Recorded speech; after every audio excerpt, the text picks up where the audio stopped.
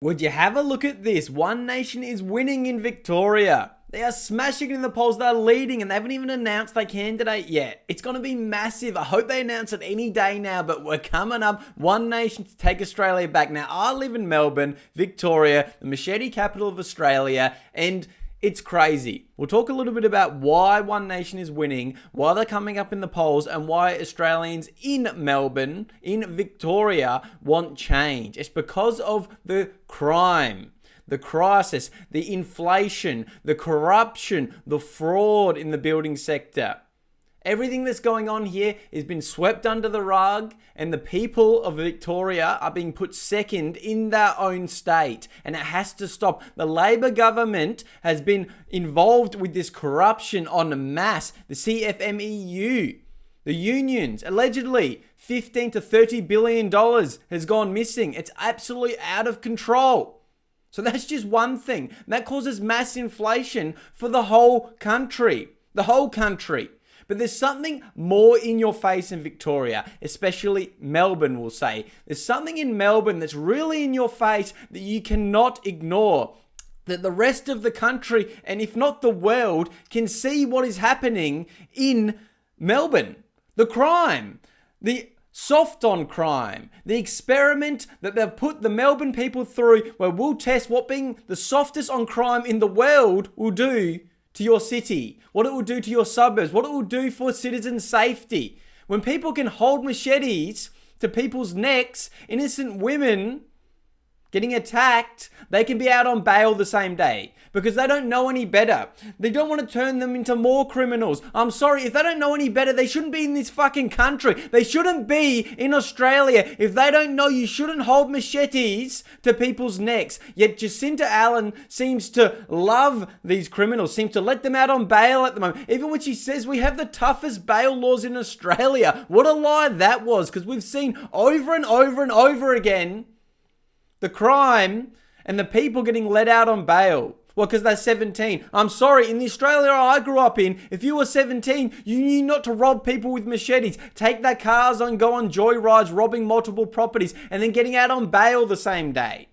People aren't safe anymore. Once you take away people's safety, once women stop feeling safe, and they're scared of getting robbed and assaulted and worse, that's what's going to happen. They're going to start voting against Labor. They're going to go against that agenda. They want to feel safe in their own country again, like all of us Aussies do.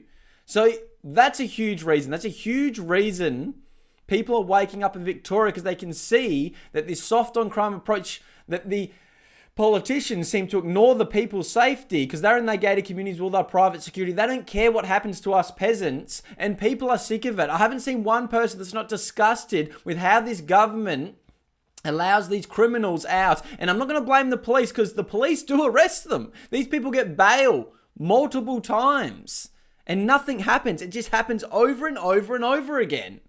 These judges, how negligent can they be? When are they going to be charged when someone gets bailed 10, 20 times then kills someone? How are they letting these people out on the street with us? You know, you're treating these people kindly, thinking it's going to help, when they're laughing at you, saying, look at these idiots in charge. We can do any crime. We just get let out on bail. Then the older criminals just pay the young ones to do it because they know they won't get arrested at all. It's a vicious cycle, and we need to crack down on it. If people want to do crime, you're done.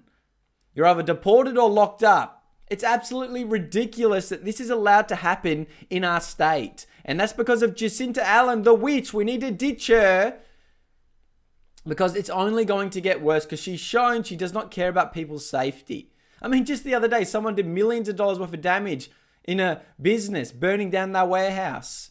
People's livelihoods, families being out of the job, burning that down. Then he attacked the off-duty police officer when he saw him in public, and he's straight out on bail. So you can literally bash police officers, and this government and judges will let you out straight away again.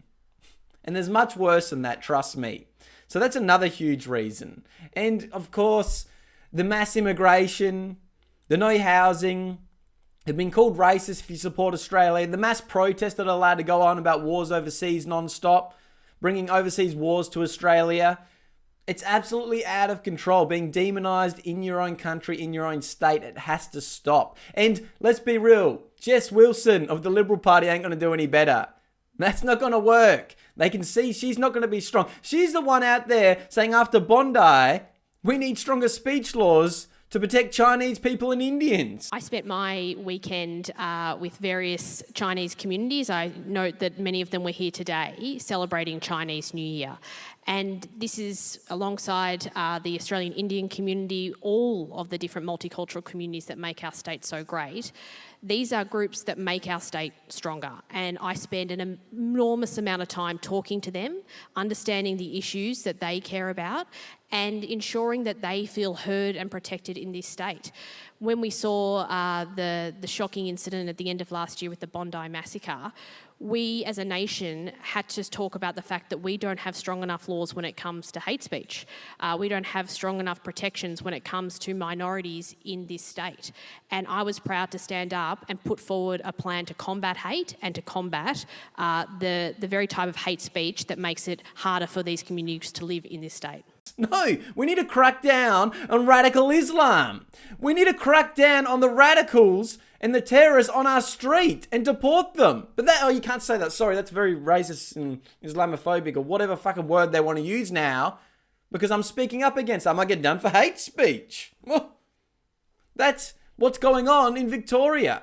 It's absolutely out of control. So no one has faith in the Liberal Party. You know, the Labour light, the woke light, that's what they're turning into. And Jess Wilson doesn't have the backbone to crack down on these criminals when she's more worried about speech laws than actual terrorists. It's out of control. And everyone I talk to is ready for change. They're ready for one nation. That's why they're leading in the polls. That's why we're winning. We are winning. We are leading in the polls. We are not slowing down. We don't want to be stabbed with a machete on the street anymore. We don't want our car stolen. We don't want these criminals getting a two-tier police system and we get demonized and called racist if we speak up about it. We are done with it. It's becoming a lawless, communist, fucking fester, criminals first state. It's going to be free-for-all soon, where everyone's got machetes as they walk to work. It's out of control. It's out of control. You see it on the news all the time, no matter where you're watching from. But One Nation's here. We're here to win. We're here to take Victoria back. We want jobs back. We want manufacturing back. We want our culture back. We want our pride back. We want criminals gone. We want someone tough who will crack down on it. And that's why we need One Nation. So thank you all for joining. Make sure you like the video, subscribe to the channel. Join the live streams every single night on YouTube. Thank you all for being here. It means a lot to me and supporting the channel. Let's keep speaking up for Australia.